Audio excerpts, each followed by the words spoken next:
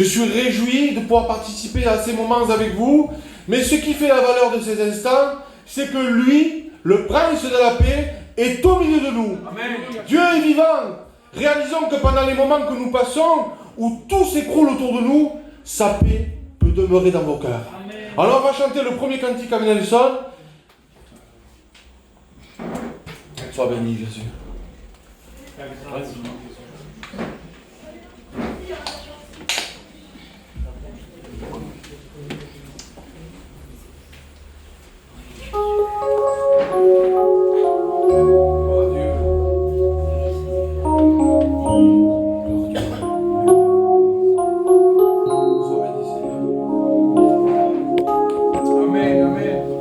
C'est par une belle journée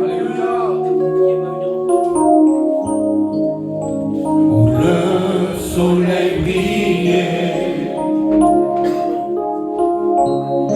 un vent léger me caressait. C'est une vérité, ce cantique. Pas un nuage en vue, mais brusquement sans prévenir, l'orage fut dans ma vie. Je sais qu'il est tout près pour calmer mes frayeurs et me rendre la joie.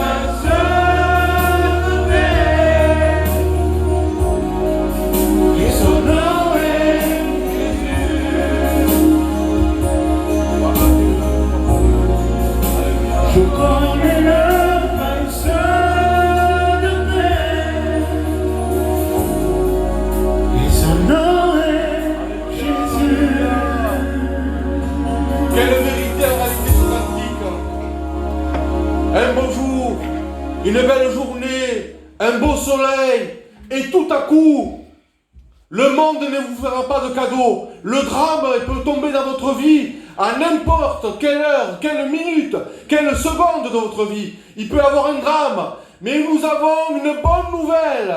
Nous voulons vous prononcer que le prince de la paix est au milieu de nous et que son nom est Jésus-Christ. Et que ce soir, le maître est ici et il te demande. C'est ce que va dire un de ses disciples à Marie.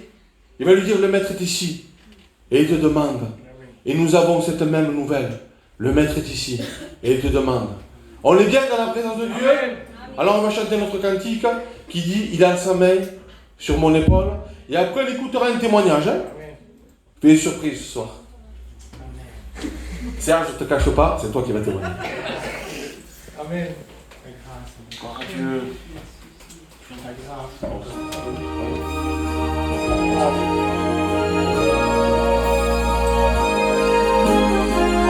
à Dieu.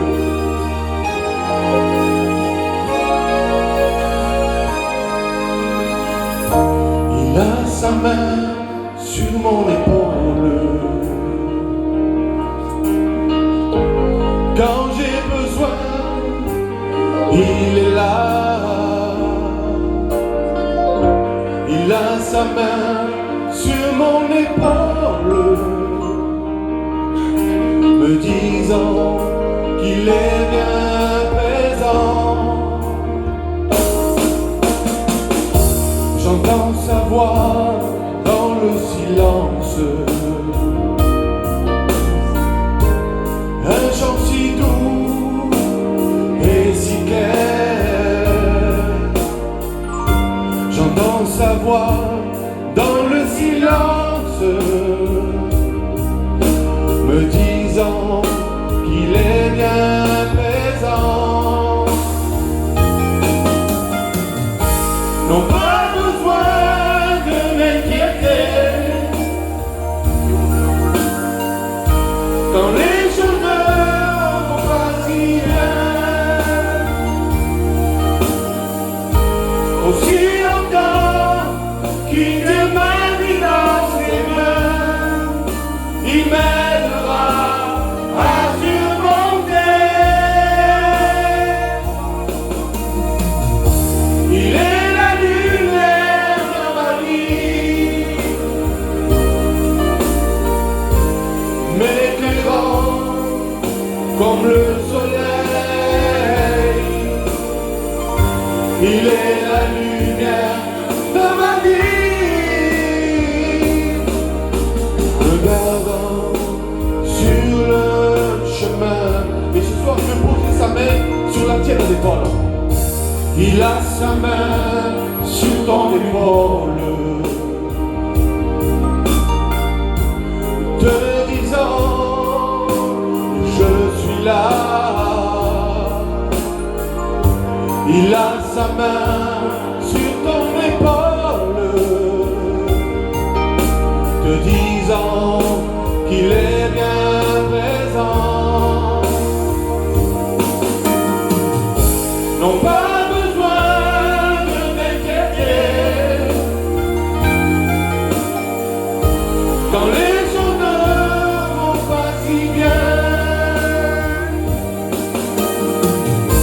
Aussi longtemps qu'il tient ma vie dans ses mains, il m'aidera à surmonter. Il est la lumière dans ma vie, m'éclairant comme le soleil. Il est la lumière dans ma vie, regardant sur le chemin. Que Dieu soit béni, alléluia. Je demande à Serge.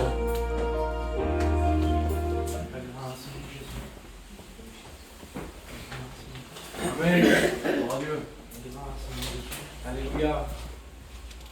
Eh bien, je remercie le Seigneur de pouvoir témoigner de son amour ce soir. Ben, moi, pour ma part, voilà, je n'ai pas grandi dans un foyer chrétien. J'étais catholique, on allait au Saintes, on allait à Lourdes. Voilà, on croyait connaître la vérité et le Seigneur. Et je me suis rendu compte avec ces années que je me trompais. Et j'étais jeune et la vie s'ouvrait devant moi. J'ai commencé à sortir avec mes cousins, avec mes amis dans les boîtes de nuit. Et là, ben, on a commencé à boire des coups, à fumer des cigarettes et d'autres choses qui ne sont pas à la gloire de Dieu. Et ça a duré comme ça un certain temps. Ça a duré, on va dire, quelques années. Puis après, je me suis mis avec ma femme. J'ai fondé un foyer, j'ai eu mes enfants. Et là, après, ma vie a changé. Et j'ai commencé à avoir des responsabilités. Et voilà, je rentrais dans la vie, on va dire, normale. Et je me disais, et je pensais, au fond de moi, avoir un foyer normal. Mais le diable frappait à ma porte. J'étais obligé de sortir pour aller fumer des cigarettes. J'étais obligé de sortir avec mes cousins, avec mes amis pour passer du bon temps. Je croyais que c'était normal. Et en faisant tout ça, je délaissais ma femme. Je délaissais mes enfants. Je manquais des moments avec ma femme, avec mes enfants. Et ça a duré encore un moment comme ça. Et au moment, juste un peu avant le confinement, justement, quand le confinement est arrivé, c'est là que je me suis remis en question. Et de passer du temps comme ça chez moi avec ma femme et mes enfants, je me suis dit, Seigneur, qu'est-ce que je suis malheureux. Et là, le Seigneur est venu se révéler. Alléluia. Il m'a éclairé les yeux, il m'a fait tomber les écailles que j'avais devant les yeux. Et il m'a montré tous ces moments que j'ai perdus avec ma femme, avec mes enfants, avec les disputes. Parce que je me disputais avec ma femme pour pouvoir descendre. Et elle me laissait partir. Quand je partais, elle était tranquille. Parce que quand j'étais là, j'étais en figure. Je mangeais elle, je mangeais mes enfants. Et moi, je voulais descendre pour passer du temps avec mes cousins, passer du bon temps. Et là, Seigneur, ben, les réunions ont commencé au terrain blanc. J'ai commencé à aller aux réunions. Et là, mon cœur, la parole retentissait dans mon cœur. Et j'ai dit, Seigneur, qu'est-ce que je suis misérable, pardonne-moi, Seigneur, de tout ce que je fais. Et plus les réunions ils avançaient, et plus je me dégoûtais de ce que je faisais du monde. Je fumais, et je disais, Seigneur, je trouve qu'il y a un mauvais goût dans cette cigarette. Je dis, qu'est-ce qui se passe? Je dis, c'est pas normal. Si, Seigneur. Là, je fumais plus. Et je continuais à aller aux réunions. Et là, Dieu a fait encore mieux. Il a pris le chapiteau, et il l'a ouvert derrière chez moi. Il était collé devant chez moi, Seigneur. Je pouvais qu'entendre les cantiques, qu'entendre mes frères. Quand je ne pouvais pas y aller, quand mes enfants venaient manger à la maison. Quand j'avais des enfants qui s'est marié, quand ils venaient manger à la maison, des fois je ne pouvais pas aller au chapiteau. Et j'entendais les cantiques, j'entendais mes frères et mes sœurs, j'entendais les prières. Et mon cœur, il bouillonnait. Dans mon cœur, ça bouillonnait. Je disais, Seigneur, je voudrais y aller, je voudrais y être. Et là, j'ai dit à ma femme, on y va. On va y aller de plus en plus. Et là, Dieu a encore fait dans ma vie. Alléluia. Et un soir, je me suis assis, une réunion comme vous, là. Et j'ai dit, Seigneur, si c'est vrai, ce qui vivent les chrétiens, si c'est vrai que tu libères, si c'est vrai que tu enlèves tous les péchés de nous, Seigneur, fais-le pour moi, fais-le dans ma vie. Et là, Seigneur, je l'ai dit de tout mon cœur, je voulais être libéré de tout ce qui était en moi, qui était mauvais. Et là, le Seigneur, le lendemain matin, il m'a levé la cigarette. Amen. Je ne savais plus ce que c'était Alléluia. de fumer. Je ne savais plus ce que c'était le lien. Je savais plus. Je me disais, on dirait que j'ai jamais fumé de ma vie. Gloire à Dieu. J'ai fumé à l'âge de 16 ans. J'ai 48 ans. Si, Et d'un coup, il y a 2 ans, à 46 ans, d'un coup, il m'a levé cette envie de la cigarette et ce que je faisais à côté qui n'était pas la gloire de Dieu. Et je remercie le Seigneur pour ce qu'il a fait dans ma vie. Amen. C'est une des meilleures choses que j'ai fait dans ma vie, Amen. c'est d'accepter le Seigneur. Gloire à Dieu. Et je donnerai tout mon amour à mon Dieu. Un merci, Seigneur. Alléluia. Amen. Alléluia. Merci Seigneur, hein, parce que Serge disait là que Dieu mettait la paix dans le cœur, qu'il avait délivré de la cigarette. Moi je me suis aperçu 4 jours après que je fumais plus. Tellement que Dieu met la vraie paix dans un cœur. Alors, je vais appeler la chorale, on va chanter ensemble, un cantique. Et je vous demanderai par rapport au téléphone s'il vous plaît. Les réseaux sociaux c'est un piège, l'ennemi ne veut pas que vous receviez sa bénédiction. Ce soir, vous êtes venus ici pour recevoir un mot de Dieu. Alors s'il vous plaît, mettez vos téléphones sur silencieux. La chorale, s'il vous plaît, venez les frères et sœurs, on va chanter.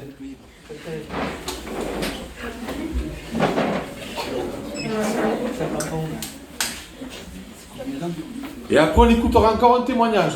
Et je vais demander à une sœur cette fois-ci de venir. Hein.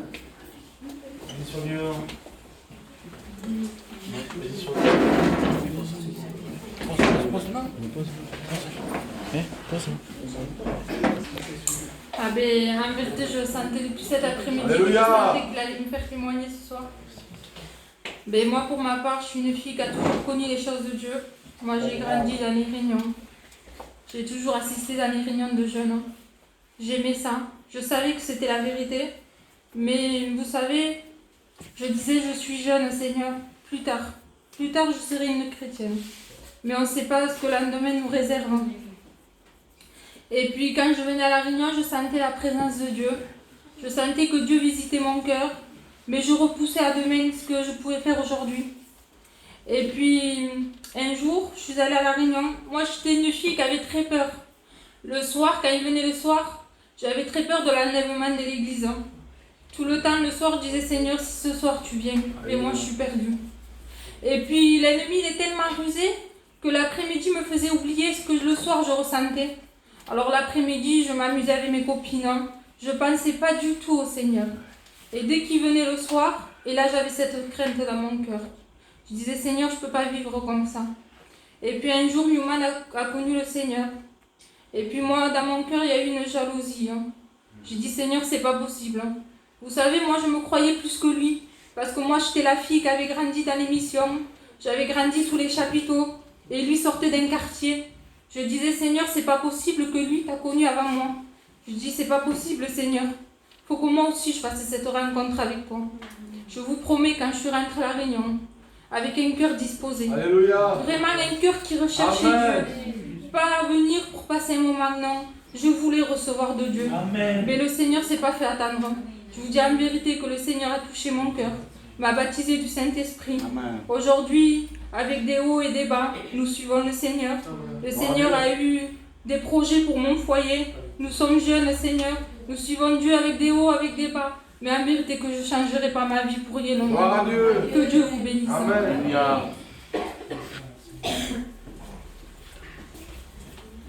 Merci Seigneur parce qu'elle a répondu à ce merveilleux appel que je vous disais tout à l'heure. Le Maître est ici et il te demande. Je vais insister avec ça. Parce que je suis convaincu que mon Dieu est ici et il appelle à la repentance ceux qui ne le connaissent pas. Croyez-moi, quand les écailles de vos yeux vont tomber, vous allez découvrir la perle de Grand Prix. Et plus rien autour de vous ne vous intéressera. Il n'ira que lui, lui et encore lui. Nelson, mon frère, chante. Tu peux chanter ce cantique, je ne sais pas. L'apparence, tu le connais, non? Mais chante ce que tu veux.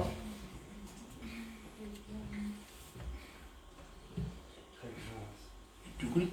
Non, je l'avais sur une feuille, je ne l'ai pas.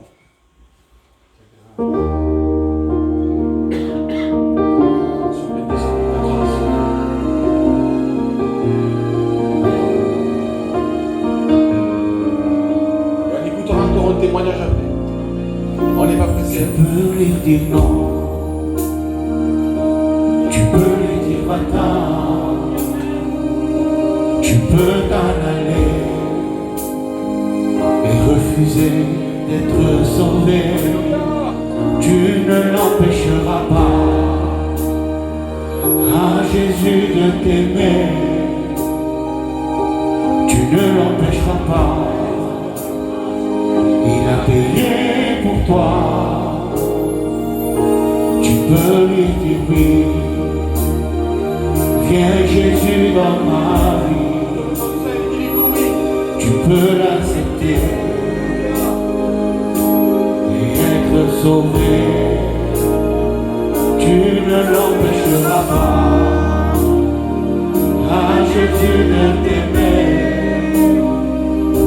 Tu ne l'empêcheras pas. Il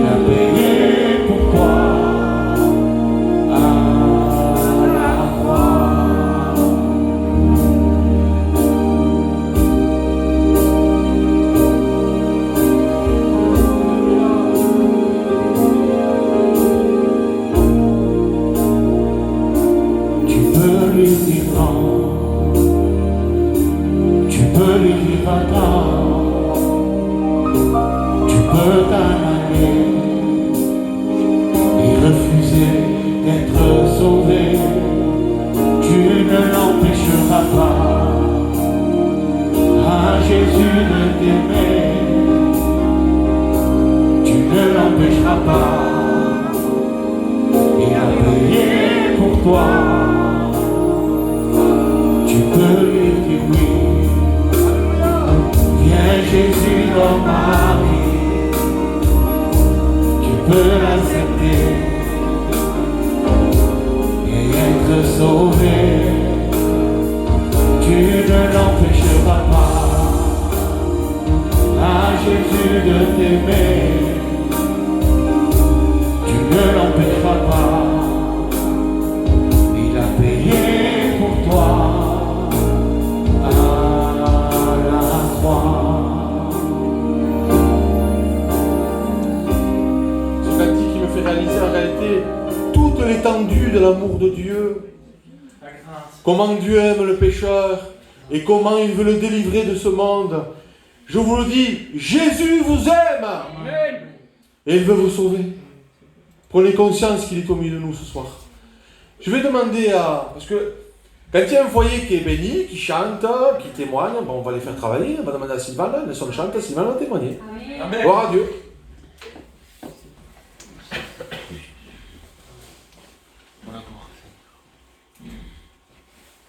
Bonsoir tout le monde. Eh bien, je vous rencontrer comment j'ai fait pour rencontrer Jésus. Moi, comme a dit la sœur Tracy, j'ai grandi dans les réunions. Je ne manquais pas une réunion. Mes parents sont chrétiens. Je faisais toutes les réunions. Mais vous savez, c'est pas pourquoi vous assistez à toutes les réunions que vos parents sont chrétiens que vous êtes sauvés. Au contraire, c'est que vous savez la vérité et vous savez où vous allez si vous partez de cette terre. Et j'ai vécu comme ça un temps. Par la suite, j'ai fondé un foyer. Et je croyais, moi, qu'en fondant un foyer, j'allais avoir le foyer de mes parents, heureux, tranquille.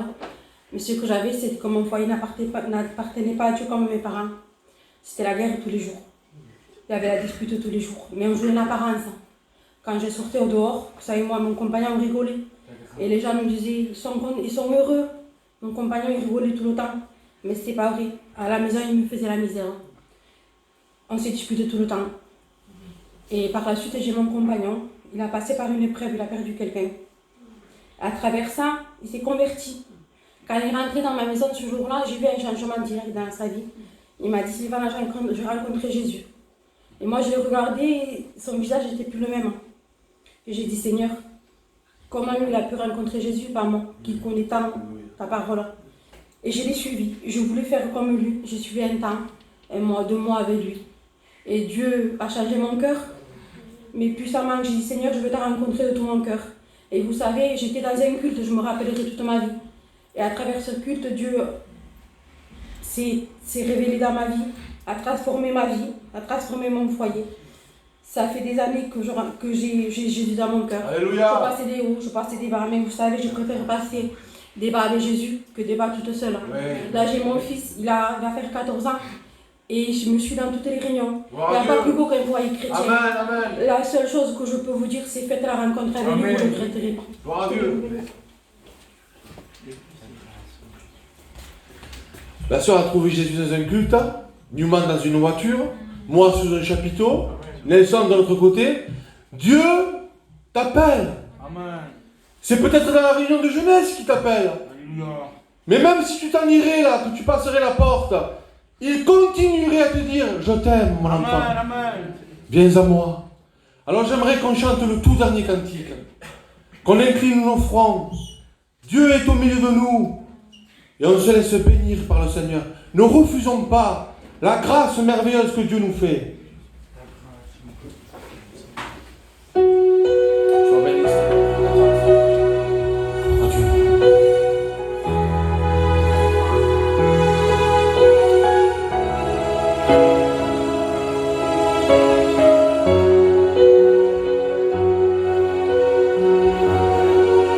Tu es mon berger,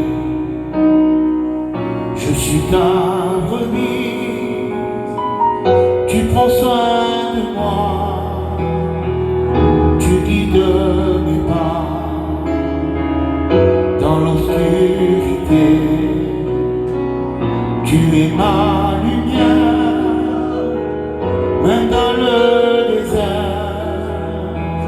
Tu crées mon chemin, je ne crains rien.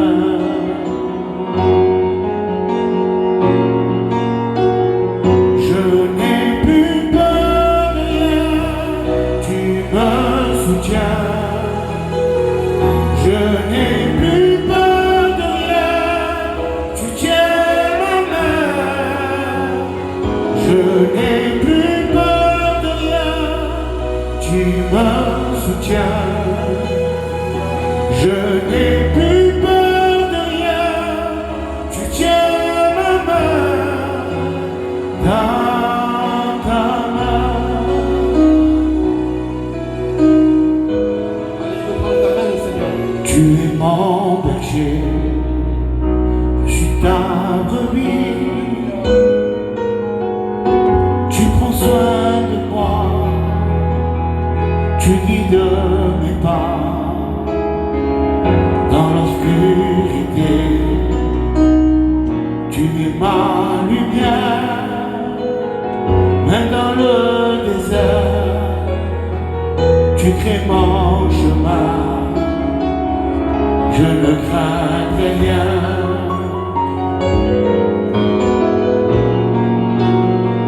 Je n'ai plus peur de rien, tu me soutiens. Je n'ai plus peur de rien, tu tiens ma main. Je n'ai plus peur de rien, tu me soutiens. Je n'ai plus peur de rien, tu tiens ma main. On n'a plus peur de rien, tu nous soutiens. On n'a plus peur de rien, tu tiens nos mains dans ta main.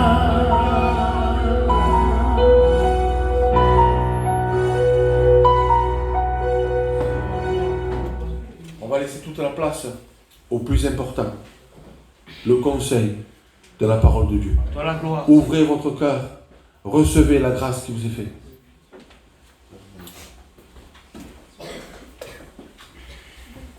Que Dieu soit béni, que Dieu soit glorifié.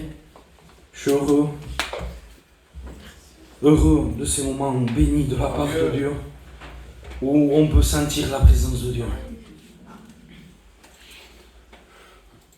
Je voudrais, parce que j'ai besoin que l'Église prie pour moi. Je voudrais que l'Église, que mes frères, que mes sœurs, toi aussi Annie, que tu inclines ta tête devant la face du Seigneur et que tu demandes à Dieu de me bénir à moi pour toi.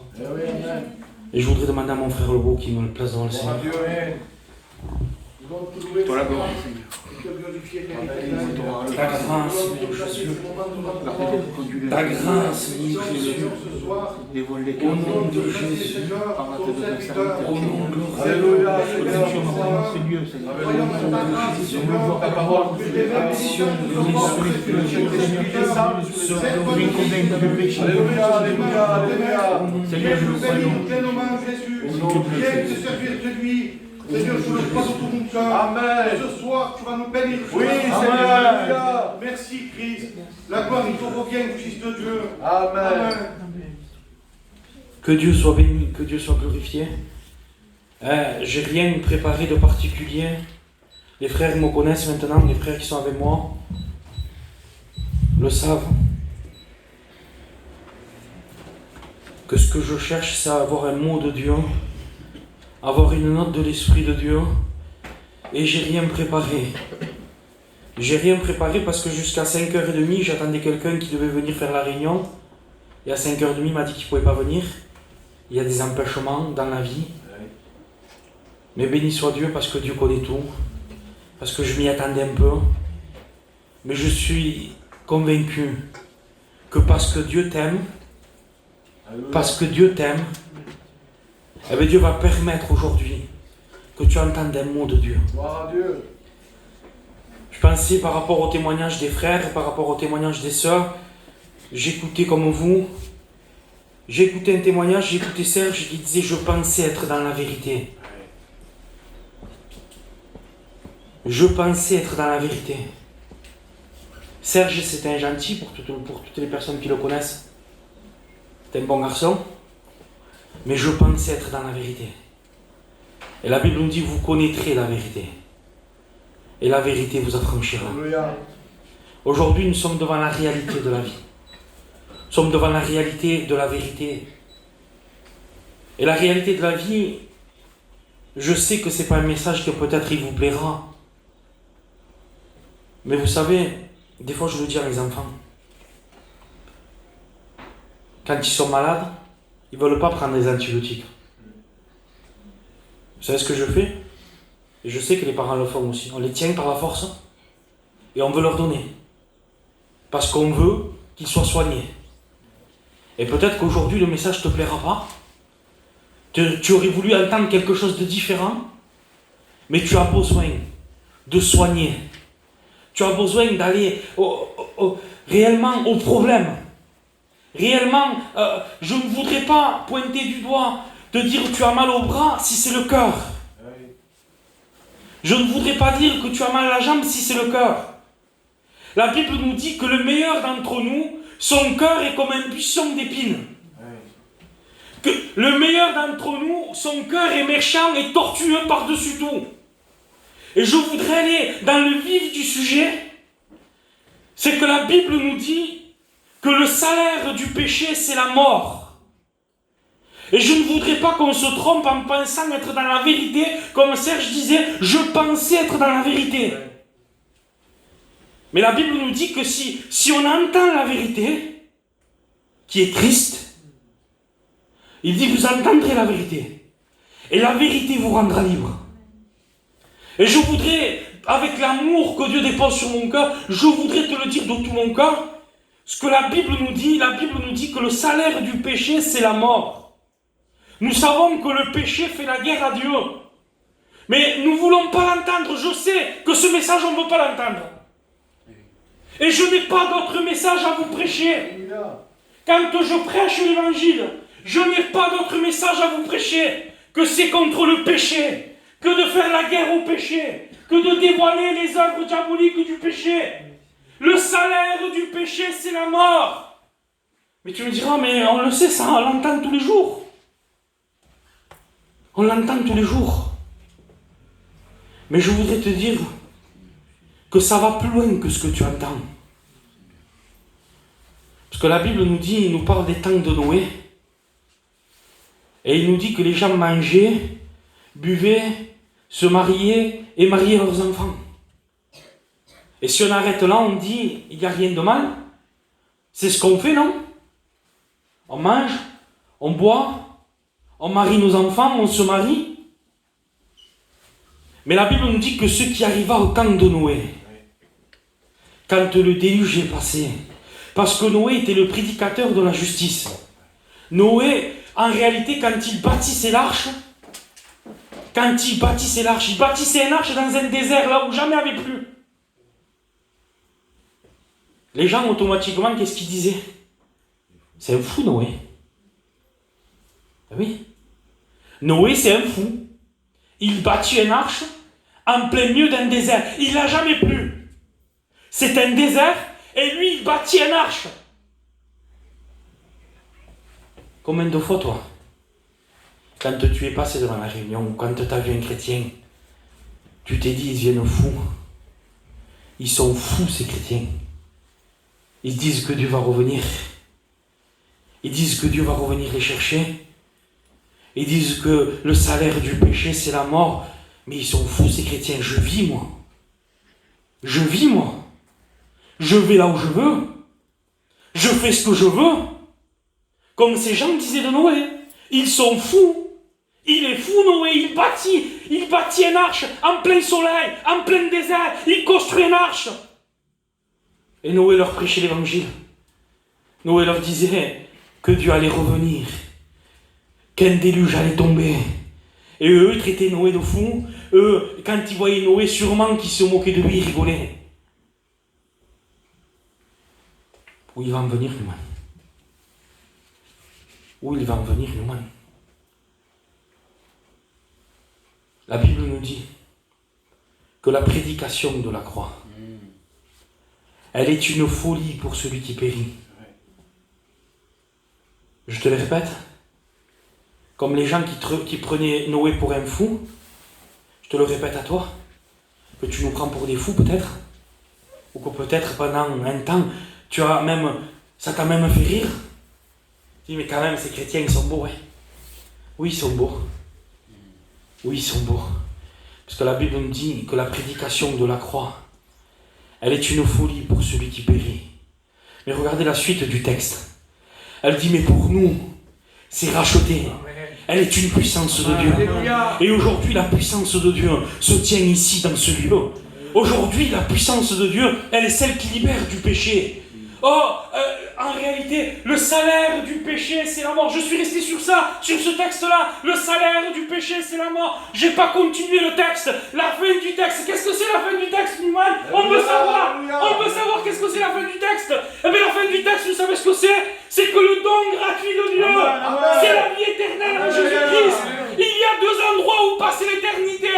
La Bible nous dit que ce qui est arrivé au temps de Noé arrivera aussi au jour de l'avènement du Fils de Dieu. Que tu le crois ou que tu ne le crois pas, Christ revient nous chercher. Que tu le crois ou que tu ne le crois pas, il y a deux endroits où passe l'éternité.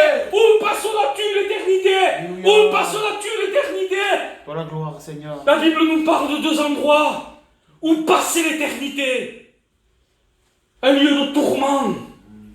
Un lieu où même les démons supplient Jésus de ne pas les envoyer. Un étang de feu ardent. Mais que tu le crois ou que tu ne le crois pas, c'est vrai. Amen. Que tu le crois ou que tu ne le crois pas, il est réel.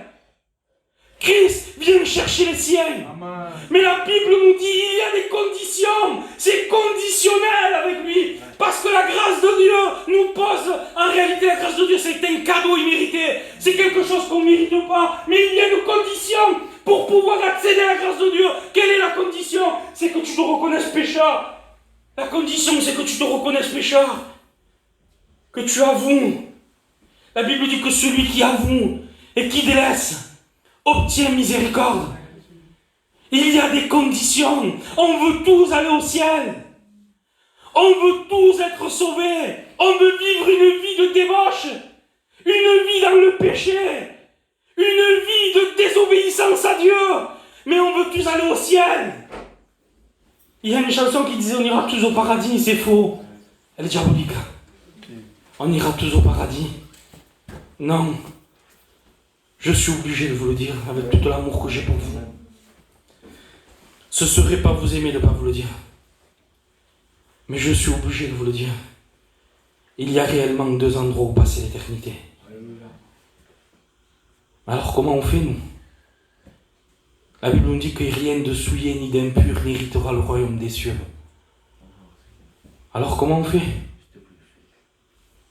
Comment on fait pour hériter de ça alors? Comment je peux faire moi pour hériter le royaume des cieux? Il y a deux endroits où passer l'éternité. Je voudrais que ça reste marqué dans ta vie, dans ton cœur, que tu sois... Tu dis, mais on le sait qu'il y a un ciel, on le sait que Dieu est vivant, on le sait que... Mais il y a un texte qui disait, et aujourd'hui je le répète encore Anthony, je disais, vous êtes heureux de le savoir, pourvu que vous le pratiquiez. Ce qui procure la joie dans nos cœurs. Ce n'est pas à moi de vous dire, Jésus est bon, Jésus veut te sauver, Jésus veut te guérir. Ce n'est pas ça. Ce qui procure la joie dans ma vie, ce qui me rend heureux à moi, c'est d'obéir à ce qui est écrit. Amen. Sinon je serais malheureux moi aussi. Si je faisais que vous le dire tout ça, mais que je ne l'appliquais pas dans ma vie, je serais malheureux. Vous êtes heureux de savoir ces choses-là? On sait tout. On sait qui c'est qui prêche le mieux. On connaît les meilleurs des prédicateurs. On connaît les meilleurs témoignages. On connaît les meilleurs cantiques. Voudrais-tu pas connaître Jésus? Voudrais-tu pas connaître Jésus? La Bible nous dit, or, si le Christ vous a franchi, vous serez réellement libre. Mais en réalité, il faudrait prendre conscience, je voudrais qu'on prenne conscience. Ce n'est pas un journal qu'on lit. Vous avez vu le journal, on le lit. Et quand on a terminé, on le jette parce qu'il n'y aura rien de nouveau. C'est fini. Le journal d'aujourd'hui, on le lit. Et quand on l'a fini, on le jette. Parce qu'il n'y a rien de nouveau.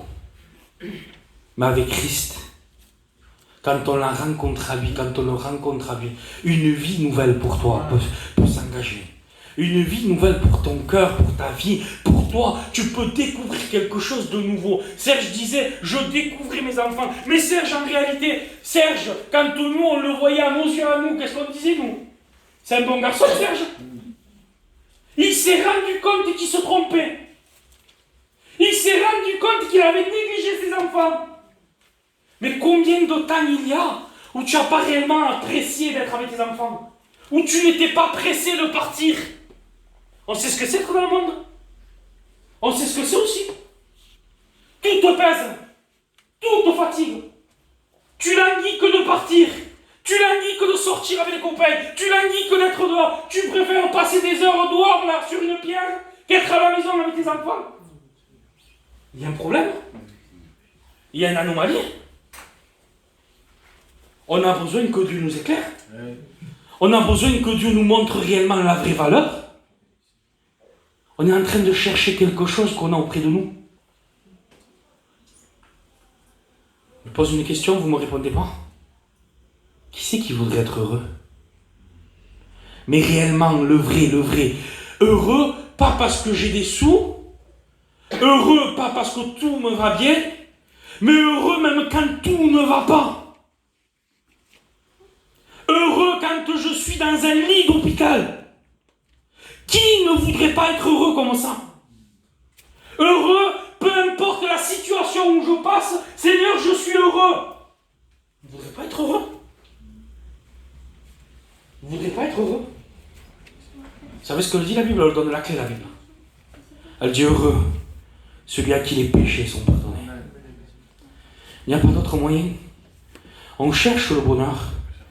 On cherche au dehors. On cherche au dehors ce qu'on peut trouver ici. La Bible parle de lui et il dit que c'est la perle de grand prix. Si on a une perle de grand prix à la maison, un diamant de grand prix, je crois qu'on achèterait le meilleur des coffres et on la mettrait en sécurité. On le regarderait souvent. On irait le voir et non pas toucher les enfants. Il est là encore. Il n'y a personne qui a ouvert. La clé, garde-la bien. Hein. Cache-la, la clé. Hein. Peut-être tu dirais pas elle, quoique c'est elle qui aurait la clé, peut-être.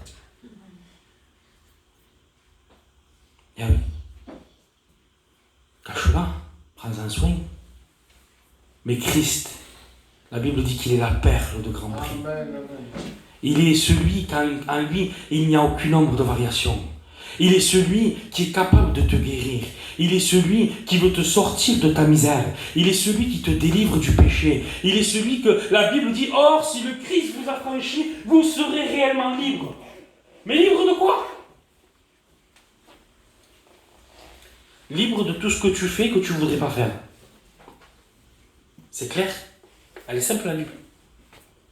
Combien de fois tu as dit j'arrête et je ne fais plus? Tu dis ça à la maison, dans la salle à manger. Tu vas à la chambre et tu as recommencé.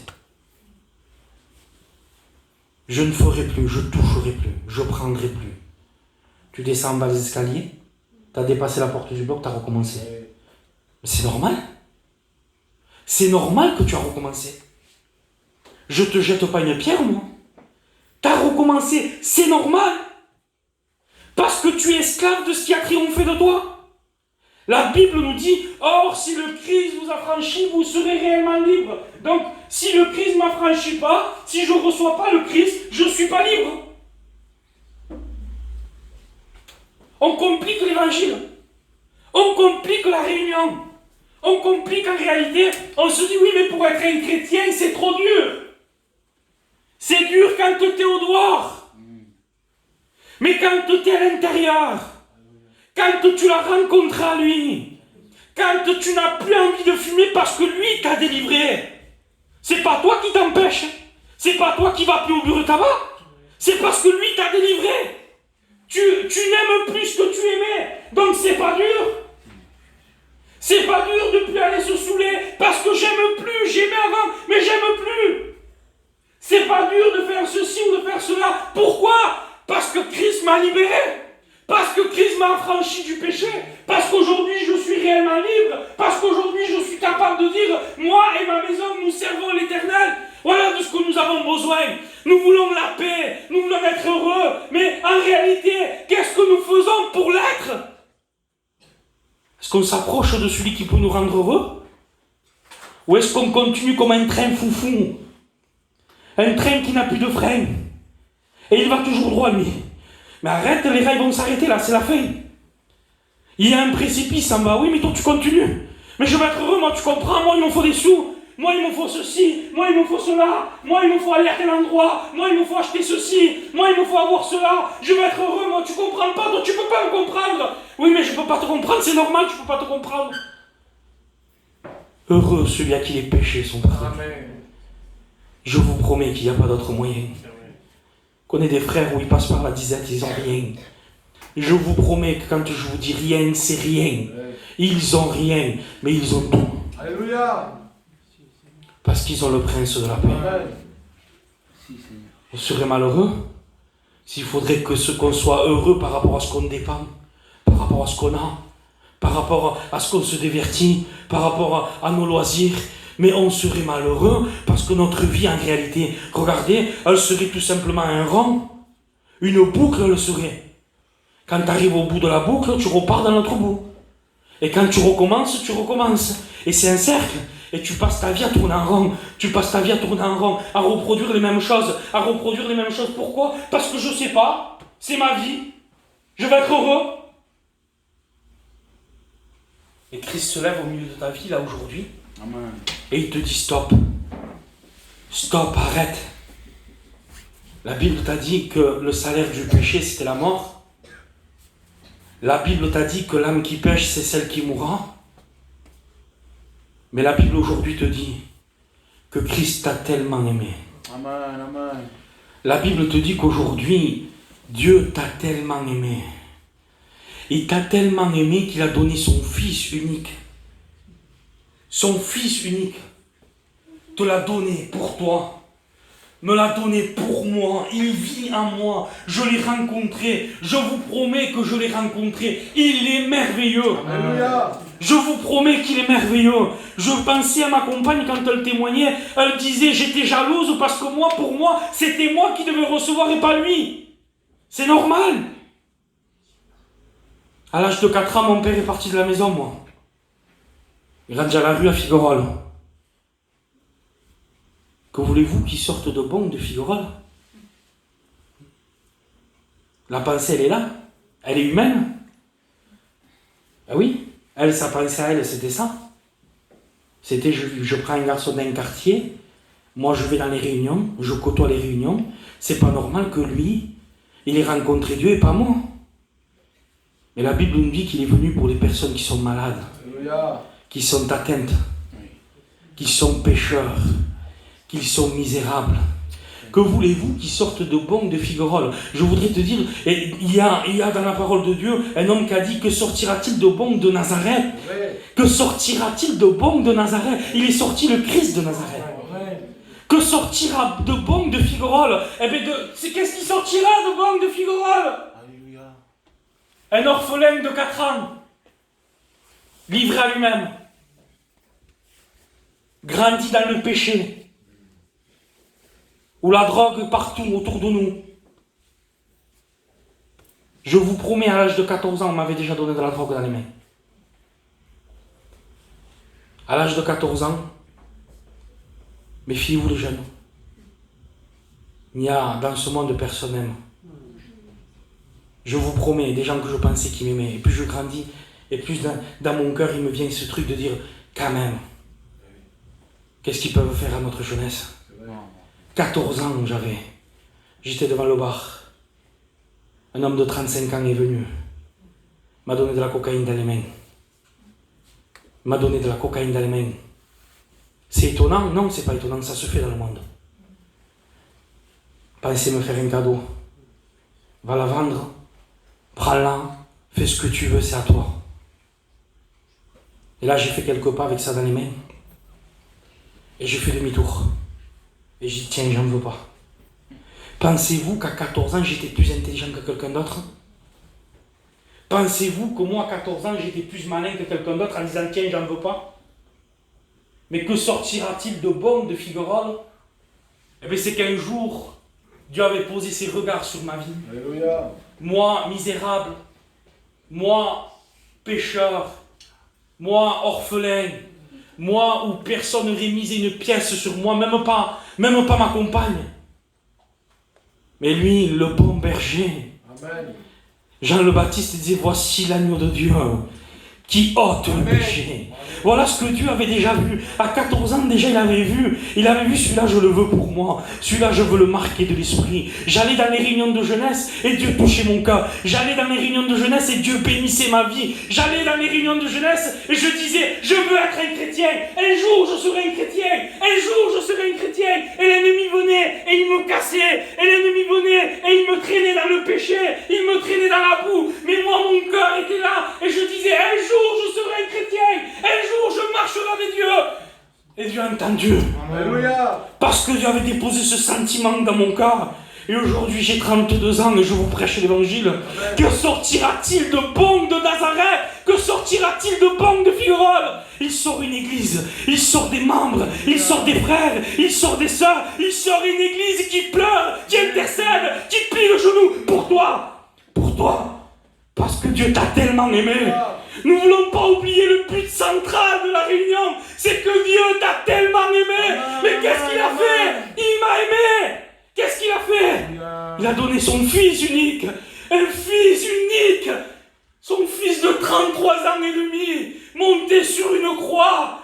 Ses mains, ses pieds percés, son côté transpercé.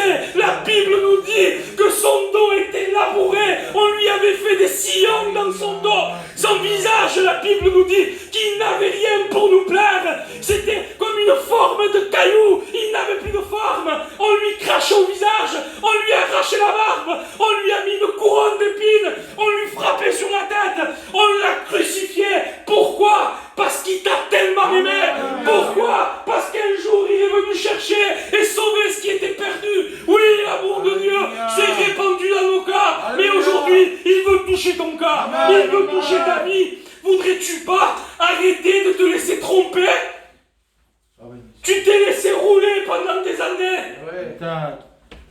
Je croyais être dans la vérité, Serge l'a dit. Et il s'est rendu compte au bout de tant d'années qu'il s'était trompé. Je t'en supplie. Je voudrais te dire comme Paul disait, je vous en supplie. Soyez réconciliés avec Christ. Je vous promets, je te promets, je te le promets, je prêche plus si c'est pas vrai. J'arrête de prêcher, c'est ma dernière réunion si c'est pas vrai. Je te promets, si tu rencontres le Christ, tu vas être réellement heureux. Tu vas être réellement heureux si tu le rencontres à lui. Si tu viens simplement au local, tu seras malheureux. Mais si tu le rencontres à lui, Alléluia. je te promets que tu vas être heureux. Amen. Pourquoi heureux? Parce que la Bible dit, si le Christ vous a franchi, vous serez réellement libre. Heureux, pourquoi? Parce que la Bible nous dit, heureux celui à qui les péchés sont pardonnés. Il est la perle de grand prix. Je t'en supplie, rencontre Jésus. J'y arrive pas, moi, je suis trop loin dans le péché. J'y arrive pas. J'y arrive pas, je suis trop loin, je suis trop bas. Il est venu pour les hommes pécheurs. Il est venu parce qu'il savait un jour que tu serais trop bas. Lui, du ciel, il s'est abaissé sur la terre. Il s'est abaissé à un tel point, tu sais à quel point il s'est abaissé? Au point de pouvoir te tendre la main. Il s'est abaissé au point de laver les pieds des disciples. Parce qu'il t'aimait. Parce qu'il t'aime. Je voudrais que tu arrives à comprendre réellement, mais je le sais que demain, oui, mais ça suffit pas. Ça suffit pas. Il dit, venez, venez et voyez comment l'Éternel est bon. Et après le texte dit, venez écoutez combien il est bon. Je voudrais qu'aujourd'hui, ce soit la réunion, pas simplement que tu as vu, parce que tu as vu, c'est je connais. Mais que maintenant tu goûtes. Amen. On va au restaurant, on nous pose le meilleur des plats, on le regarde et tu dis, il est bon. Tu te lèves, tu payes la note et tu t'en vas, tu l'as pas goûté. Même le serveur te dirait, t'es fou. Goûte-le. Viens. Fais une expérience avec lui. La Bible nous dit, mettez-moi de sorte à l'épreuve. Mettez-moi de sorte à l'épreuve. Et vous verrez d'ici pour vous, j'ouvre pas les écluses des cieux. Comment Dieu veut m'exaucer? Et je lui demande pas? Oui, mais je lui demandais déjà, je lui demandais, il m'a pas donné. Je lui ai demandé, il n'a pas fait. Il dit, vous demandez, vous ne recevez pas. Il dit, c'est parce que vous avez demandé mal. Dans le but de satisfaire vos désirs, vos passions. Comment, y a-t-il une façon de demander? Oui, il y a une façon de demander. Le texte, il est derrière là-bas. Il dit, quand un malheureux crie, l'Éternel l'entend. Ah, Seigneur. Et le délivre de toutes ses frayeurs, de toutes ses détresses. Vous voudrez réellement que ce que tu connais, que ce que tu sais, aujourd'hui tu dis je veux. Je disais ça l'autre fois à la réunion. Je disais on sait, on a entendu, on connaît, mais maintenant je veux. C'est autre chose. Je connais et je veux, c'est autre chose. Maintenant je veux. Je veux voir si c'est vrai. Oui. Je veux voir si c'est vrai. Je veux voir que si c'est chrétien ce qu'ils disent, c'est vrai. Je veux voir moi aussi si c'est possible que je sois heureux sans rien. Je veux voir moi aussi. Le texte dit je m'endors et je me couche en paix, car toi seul tu mets la sécurité dans ma demeure. Combien il y a de temps où tu n'as pas dormi comme il fallait? Une nuit entière. La vraie nuit entière. Je dis la vraie parce qu'il y en a qui dorment 1 heure ou 2, ils croient qu'ils ont dormi la nuit. Une vraie. Où tu serais capable d'aller au lit à 8 heures et te réveiller le lendemain à 8 heures. La vraie. Combien il y a de temps que tu n'as pas eu ce repos? Combien il y a de temps où tu souffles des fois pour rien, tu ne sais pas pourquoi? La Bible dit qu'il connaît des soupirs inexprimables. Même ça, il connaît Dieu? Oui, même ça, il connaît. Une larme coule sur nous. C'est rien, une larme pour nous, c'est de l'eau. On la cache, on l'essuie. Dieu la recueille. Et il sait ce qu'elle veut dire. Il connaît le langage des larmes. Voulez-vous, en réalité, on voudrait nous espanter Dieu, mais en réalité, quand on s'approche de lui, c'est lui qui nous étonne. C'est lui qui nous espante à nous. Voudrais-tu pas t'approcher de Dieu? Ce Dieu qui t'a tellement aimé.